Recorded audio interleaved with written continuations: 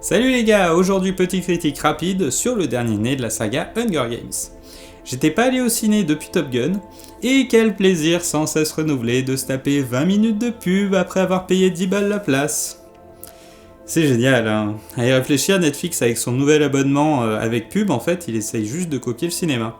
D'ailleurs, pour info les gars, sachez que en fait, si vous avez plus de 20 minutes de pub avant un film, eh ben c'est totalement illégal parce que ce 20 minutes c'est le maximum légal. Enfin bref, pour commencer, je n'ai pas lu le livre à la base, hein. J'ai lu les autres bien sûr, mais comme j'avais découvert les films avant les livres, pour la saga, j'ai fait pareil pour celui-là, et j'irai vraiment dans les détails dans ma vidéo sur les secrets un peu plus tard en 2024, donc le 5ème qui est là, et je vais pouvoir enfin le lire. Globalement, j'ai beaucoup aimé, hein. Il n'est pas très différent en termes d'ambiance, hormis qu'il fait beaucoup plus années 50, et toute cette ambiance après Seconde Guerre mondiale. Par contre, le réal utilise beaucoup plus les grands angles, que ce soit à l'intérieur ou en dehors de l'arène. Ça rend vraiment bien à l'intérieur de l'arène, hein. Ça dynamise et ça change de ce que l'on voit d'habitude, ou de ce que l'on a vu dans le reste de la saga. Les couleurs générales sont aussi beaucoup plus vives, hein. Je pense à la deuxième partie du film autour du lac et c'est très vif comme une sorte de paix, mais qui n'en est pas vraiment une. Après, si je devais chipoter, c'est qu'en termes d'accessoires comme les armes, les casques des soldats, les caméras et les voitures, oui, il y a même des voitures, ça par contre ça j'ai bien aimé, et bien tout s'accumuler avec cette ambiance d'après-guerre, ça casse un peu l'univers car t'as vraiment l'impression de voir un film sur la Seconde Guerre mondiale, hein. Il y a quelques trucs par-ci par-là pour indiquer que l'on est dans un monde dystopique, mais je trouve pas ça suffisant. Sinon, j'ai vraiment adoré Snow joué par Tom Blyth.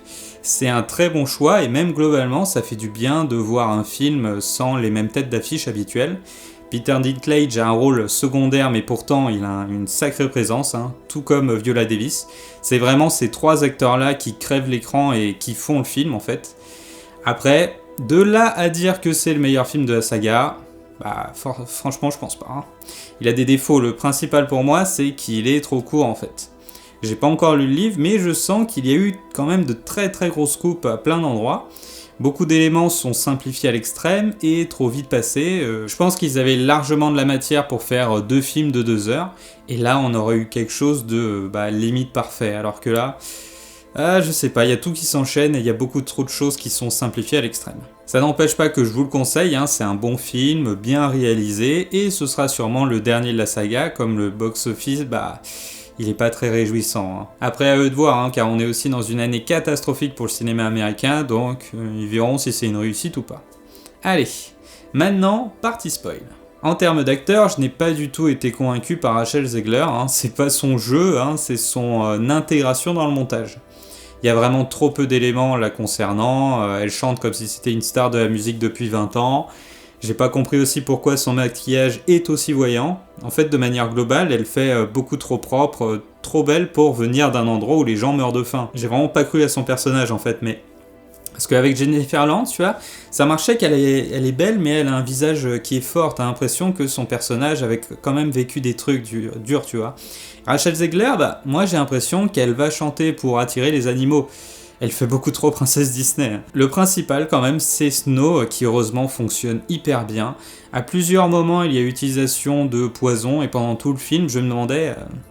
Parce que, tu vois, il est vraiment bien représenté comme un personnage bon. Il a travaillé comme un dingue pour finir major de sa promo, alors qu'il vient du ghetto. Il veut humaniser les Hunger Games, et je me demandais comment ils allaient faire pour que son personnage devienne le futur président Snow. Et en fait, c'est intelligent, car ce n'est pas une coupure franche. Tu sens à la fin du film qu'il est sur un mauvais chemin, une pente descendante, mais tu sens pas qu'il est devenu le personnage que l'on voit dans le reste de la saga. C'est pendant 40 ans après le film qu'il devient Snow, et ça, j'ai trouvé ça bien. Qu'il n'ait pas fait la même erreur que le film avec Solo, là, où à la fin du film, en fait, t'as ton perso qui est exactement pareil que ce qu'il sera 20 ans plus tard dans la trilogie. Après, sinon, en termes de rythme, c'est un peu le bazar. Toute la première partie avec les Hunger Games c'est vraiment cool, mais dès que les Hunger Games se sont finis, le rythme il tombe d'un coup et n'arrive jamais à remonter durant la deuxième moitié. C'est là que je pense que 2 heures de film, 2 films de 2 heures auraient vraiment été bien, car on arrive super vite au lancement des Hunger Games. Genre, on a à peine présenté les 2 personnages que déjà on les sait pas. C'est le sentiment que j'ai eu pendant tout le film, hein. J'avais l'impression d'avoir devant moi une histoire épurée, mais là, beaucoup trop épurée, car leur histoire d'amour, j'y crois pas, quoi. Globalement, la partie Hunger Games est la meilleure. Je regrette juste le fait que lors des phases d'action, on change sans arrêt de lieu entre la salle et l'arène, ce qui casse les phases d'action dans l'arène en fait. Parce que je trouve qu'il y a moins de danger. T'as moins l'impression qu'elle est en danger constant, qu'il y a une espèce de pression, c'est... Je sais pas, c'était... Les Hunger Games, c'était bien filmé, c'était un peu court, mais franchement c'était bien filmé, il y avait de la tension, de l'action et tout, mais j'ai trouvé qu'il y avait quand même moins de danger. Pareil sur les trucs épurés à l'extrême, tu as le début où ils expliquent bien qu'ils vont être évalués en tant que coach, mais au final, bah, ils l'aident que pour 3 choses, le poison qui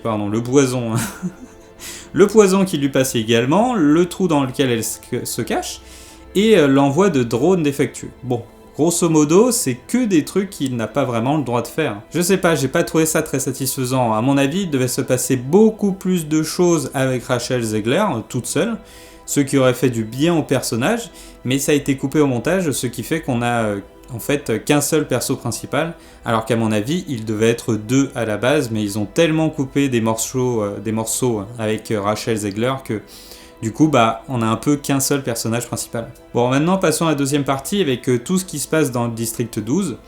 Là aussi, je m'attendais à un saut dans le temps, vu qu'il devait y rester 20 ans. Mais on dirait qu'il y a passé son été avec sa belle au bord du lac, et puis voilà. Par contre, j'ai vraiment adoré la partie dans la forêt, j'ai adoré les raies de lumière qui passent au travers des arbres, avec toujours ce grand angle qui les forme. J'étais là en mode, ah, c'est quand même magnifique, hein. Franchement, c'est du très beau boulot niveau image. J'ai aussi beaucoup aimé les explications de fin sur la création des jeux de la fin, etc. De toute manière, toutes les fois où Peter Dinklage apparaît sont pour moi les meilleurs du film. Je pense que c'est dû à son jeu, qui est plus lent que les autres, et au montage aussi, qui ose s'attarder sur lui en fait, sans vouloir absolument faire des cuts et raccourcir les scènes. J'ai l'impression qu'en fait son personnage, c'est le seul qui a eu droit à toutes ces scènes complètes et à ne pas être trop coupé comparé aux autres, parce que même Viola Davis, tu sens quand même qu'il y a des dialogues qui ont sauté. Voilà, c'était mon idée générale sur le film. Trop peu. Je pense qu'ils auraient voulu en faire 2, mais les studios n'ont pas voulu risquer autant d'argent sur un préquel d'une saga, alors ils ont fait des coupes. C'est dommage, maintenant ils ont plus de bouquins sous la main adaptés.